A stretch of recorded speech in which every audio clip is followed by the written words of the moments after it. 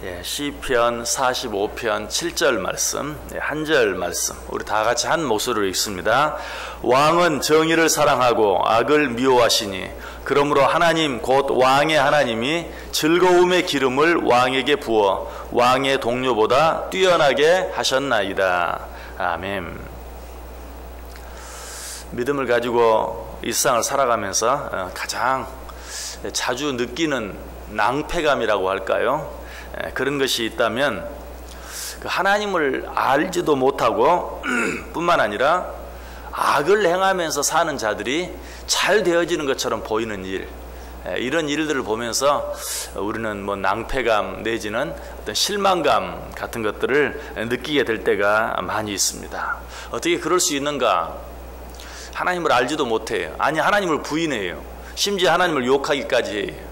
그리고 또 악한 일을 행하며 살아요. 그러는데도 형통한 것처럼 보이는 그런 사람들이 있다는 것이 낙심이 될 수밖에 없죠. 더더욱 그런 사람은 잘 되는데 잘하든 못하든 하나님을 믿고 인정하고 하나님의 말씀대로 살려고 애쓰는 나는 어려움을 당한다면 더더욱 그렇게 되게 되어 있어요. 그러나 그럼에도 불구하고 혹 그런 일이 있다 할지라도 실망하거나 낙심할 필요가 없는 이유를 오늘 본문이 분명히 이야기해 주고 있습니다. 자, 오늘 본문이 어떻게 시작하고 있어요? 왕은 정의를 사랑하고 악을 미워한다. 무슨 말인가? 좀 더 짧게 말한다면 왕은 공의로우신 분이시다. 우리의 왕은 공의로우신 분이다 하는 것을 우리에게 가르쳐 주고 있어요. 그로 말미암아 어떤 일이 일어나게 된다고 말합니까? 계속해서 그러므로 무슨 말이죠? 왕은 공의로우심으로, 우리의 왕 되신 주님께서는 공의로우신 분이므로 하나님 곧 왕의 하나님이 즐거움의 기름을 왕에게 부어 왕의 동료보다 뛰어나게 하셨나이다. 이 말씀은 왕이신 우리 주님께서 잠깐 고난을 당하시지만 그러나 공의로우신 우리 왕의 하나님께서 결국 그 왕 되신 주님에게 무엇을? 좋은 기름을, 기쁨의 기름, 즐거움의 기름을 부어주신다. 다시 말해서 잠깐 악인이 형통하는 것 같지만, 그리고 의인은 그로 말미암아 고난을 당하는 것 같지만, 그러나 공의로우신 우리 하나님께서는 즐거움의 기름을 의인들에게 부어 주시고야 마실 것이다 하는 것을 우리에게 분명하게 말씀해 주고 있어요. 자, 오늘 이 시편 45편은 누구에 관한 예언의 시라고 했습니까? 우리 주 예수 그리스도 메시아, 우리의 왕 되신 예수 그리스도에 관한 예언의 시다. 그런데 예수 그리스도께서 어때요? 잠깐 고난을 당하셨어요. 그런데 하나님께서 어떻게 하셨습니까? 그 예수 그리스도께 즐거움의 기름을 부어주셔서 진정한 왕으로 하나님 보좌 우편에 앉을 수 있도록 은혜를 허락해 주셨어요. 바로 이것이 예수 그리스도께, 우리가 믿는 예수 그리스도께 하나님께서 그렇게 해주셨다면 그 예수 그리스도를 믿는 우리들에게 마땅히 그렇게 해주신다는 것이, 의인이 이 땅에 살면서 잠깐 고난을 당하는 일이 있지만 그러나 궁극적으로는 때가 되면 공의로우신 하나님께서 좋은 기름을 의인에게 부어주신다라고 우리에게 말씀하고 있는 것이. 자, 그렇다면 악인들은 어떻게 됩니까? 잠깐 형통하는 것처럼 보이는 때가 있어요. 근데 궁극적으로는 어떻게 됩니까? 시편 92편이 악인의 말로에 대해서 잘 이야기해 주는데요. 시편 92편 7절에 보면 악인들은 풀같이 자라고 악을 행하는 자들은 다 흥왕할지라도 영원히 멸망하리로다. 악인들은 풀같이 자라는 것처럼 보일 때가 있어요. 풀이 어떻게 자라죠? 소나기만 한번 지나가도 그냥 부쩍 자라 있어요. 햇빛만 한번 비춰도 부쩍 자라는 것 같아요. 그러나 금방 시들 수밖에 없고 또 낫으로 배임을 당할 수밖에 없다. 그래서 악인들은 풀같이 자라고 악을 행하는 자들은 다 흥황할지라도, 잠깐 그렇게 보일지라도 결국에는 어떻게 된다고요? 영원히 멸망하리로다. 악인의 형통함은 풀 같은 것이 결국은 그러나 시들어져서 또 베어져서 아궁이나 거름더미 속에 던져질 수밖에 없는 것이. 이런 사실에 대해서 무디 목사님이 이렇게 말했어요. 아기는 필경, 풀처럼 땔감이 되기 위하여 성장한다. 아기는 마치 풀이 땔감이 되기 위해서 자라는 것처럼 아기는 땔감이 되기 위해서 성장하는 것뿐이다. 잘 되는 것뿐이다. 아기는 잘 되는 것은 그런 것이 결국은 아궁이에 던져지기 위해서 잘 되는 것일 뿐이다. 솔로몬은 또 이런 말을 하죠. 잠언 20장 21절에 처음에 속히 잡은 산업은 마침내 복이 되지 아니하느니라. 인간의 방법, 인간의 생각, 인간의 노력을 가지고 잘 되어지는 그런 일들은 궁극적으로는 복이 되지 않는다라고 이야기하고 있어요. 악한 사람들은 눈에 보이지도 않는 하나님은 물론이고 눈에 보이는 사람도 두려워하지 않으며 살아요. 자기들이 하는 일, 자기가 하고자 하는 일들을 다 하며 살아요. 그러니까 우리 눈에 보기에는 어때요? 그들은 정말 자유로운 것 같아요. 그들이 정말 진정한 자유를 누리는 것처럼 보여요. 그러나 그것이 진정한 자유가 아니죠. 그러한 자유는 마치 브레이크가 고장난 자동차가 속도를 내는 거하고 똑같은 거예요. 여러분 그런 장면을 한 번이라도 보셨는지 모르겠어요. 어떤 차가 막 그냥 이리 빠지고 저리 빠지고 쏜사같이 지나갑니다. 바로 그렇게 내 앞을 지나갔어요. 그런데 바로 한 몇백 미터 지나갔을 때 그 차가 거꾸로 뒤집어져 있는 모습 여러분 보셨습니까? 한두 번쯤은 보셨을 거예요. 마치 그와 같다는 것이 악인이 자유롭게 자기 하고 싶은 일들 다 하면서 사는 것처럼 보이는 일, 그것은 브레이크 없는 자동차가 속도를 내는 것과 같은 것이다. 멸망을 향해 달려가는 것일 뿐이에요. 우리는 그런 일들을 부러워할 필요가 없어요. 그래서 성경은 뭐라고 말해요? 악인의 형통을 부러워하지 말라. 하나님을 두려워할 줄 모르는 자가 부자가 되고 하나님을 알지 못하는 자가 건강하고 하나님을 부인하는 자들의 자녀가 잘 되는 것처럼 보이는 이런 일들, 이런 것들은 우리가 부러워할 일이 전혀 못 돼요. 영원한 멸망을 향하여 달려가는 브레이크 없는 자동차가 속력을 내는 것과 조금도 다를 바가 없어요. 그러므로 우리는 이런 일들 앞에서 실망하면 안 돼요. 낙심하면 안 돼요. 더더욱 우리의 마음이 조급해지면 안 돼요. 어떻게 하면 빨리 잘 될 수 있을까 하는 생각은 항상 사탄이 주는 생각이.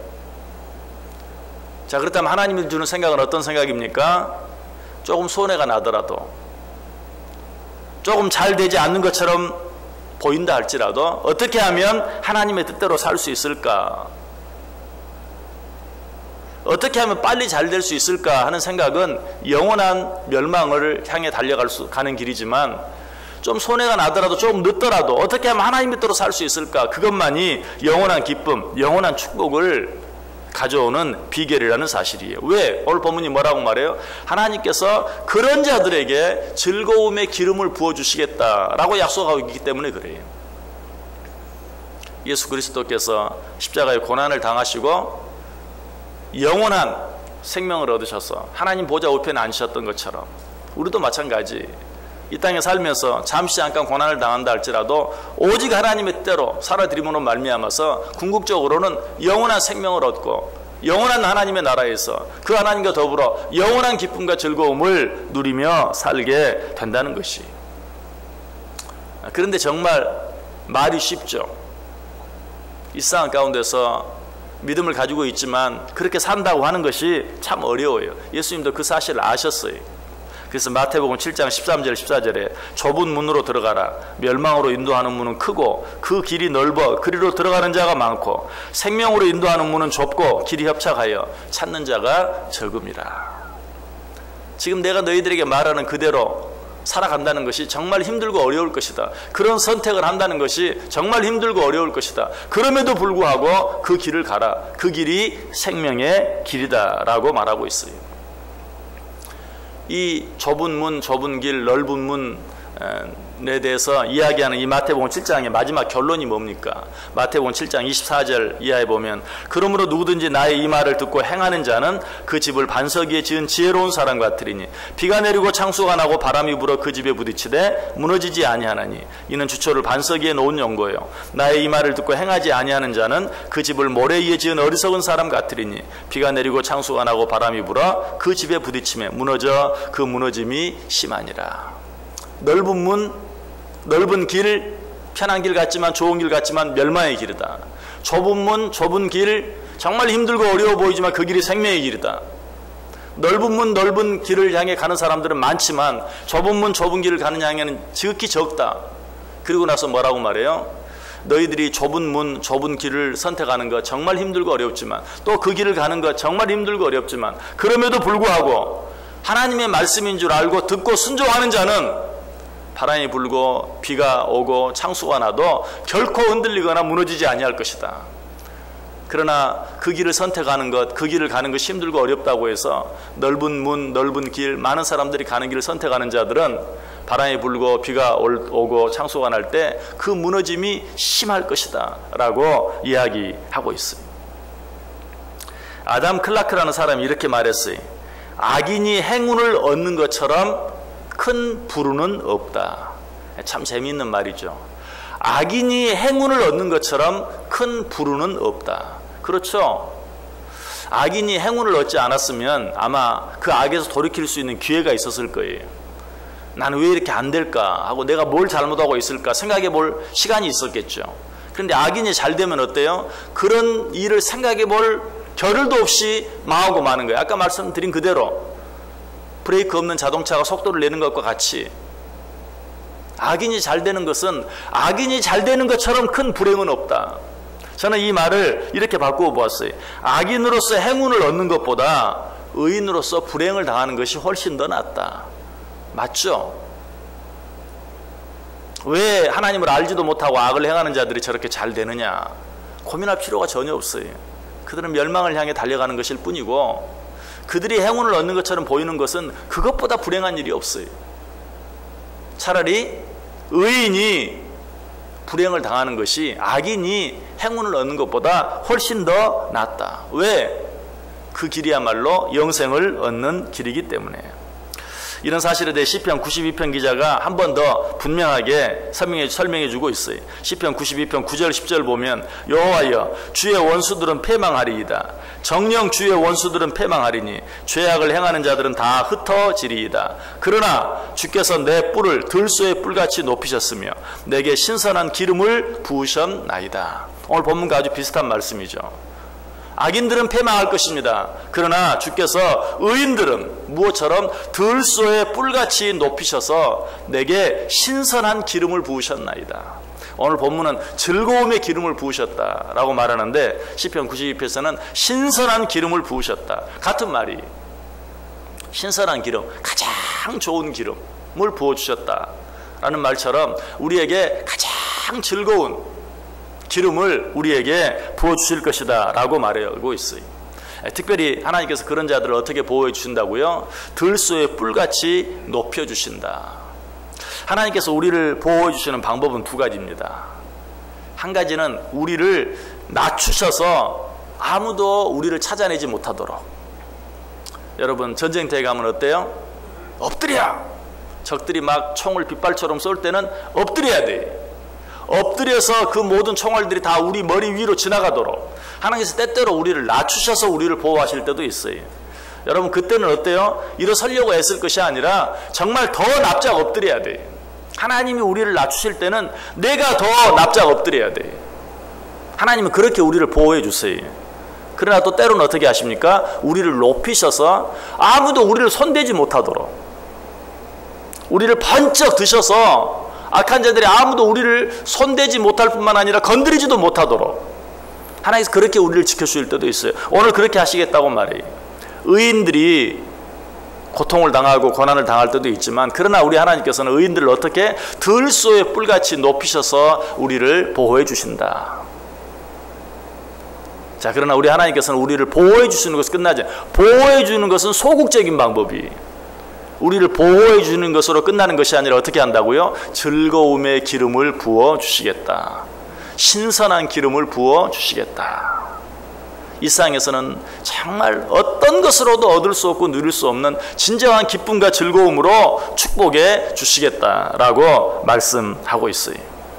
여러분, 이 사실은 우리가 너무나 잘 아는 시편 23편에 있는 말씀을 통해서도 잘 표현되어 있죠. 시편 23편 5절에 주께서 내 원수의 목전에서 내게 상을 차려주시고 기름을 내 머리에 부으셨으니 내 잔이 넘치나이다. 자, 지금은 악한 자들이 잘 되는 것 같아요. 나는 그 앞에서 안 되는 것 같아요. 그래서 그들이 나를 비웃는 것 같아요. 그런 일이 있을 수 있어요.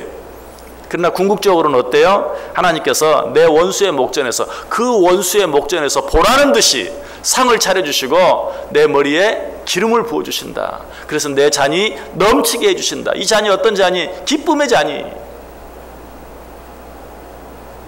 원수 앞에서 내 머리에 기름을 부어주심으로 내 잔이 넘치게 해주시겠다. 오늘 보면 똑같은 말씀입니다. 왕은 정의를 사랑하고 악을 미워하시니 그러므로 하나님 곧 왕의 하나님이 즐거움의 기름을 왕에게 부어 왕의 동료보다 뛰어나게 하셨나이다. 하나님께서 우리 주님 예수 그리스도께 그렇게 하셨던 것처럼 그 예수 그리스도를 믿고 따르는 우리 모두에게도 동일하게 그렇게 해 주실 것이다. 오늘 하루 어떻게 살기를 원하십니까? 그저 잘 되는 사람만 보면서 살지 마세요. 잘 되는 사람이 다 옳은 것이 아니, 악인도 잘 될 수 있어요. 들의 풀이 더 좋은 나무들보다 더 쉽게 더 빨리 자라는 것처럼 악한 자들이 잘 될 수 있어요. 그런 자들을 부러워하면서 나는 어떻게 하면 저렇게 될 수 있을까라고 생각하며 살 것이 아니라, 비록 좀 더 힘들고 어려운 좁은 문 좁은 길로 가는 것 같다 할지라도 어떻게 하면 하나님의 뜻대로 살 수 있을까? 어떻게 하면 하나님을 더 기쁘게 할 수 있을까? 하는 것을 생각하며 살아갈 때 잠깐 손해보는 것 같고 잠깐 힘들고 어려운 것 같을지라도 궁극적으로 우리 하나님께서 원수의 목전에서 내게 상을 차려주시고 내게 기름을 부으셔서 내 기쁨의 잔이 넘치게 해주시는 그런 놀라운 은혜와 축복이 우리 모두에게 넘칠 수 있게 되기를 주님의 이름으로 간절히 축원합니다.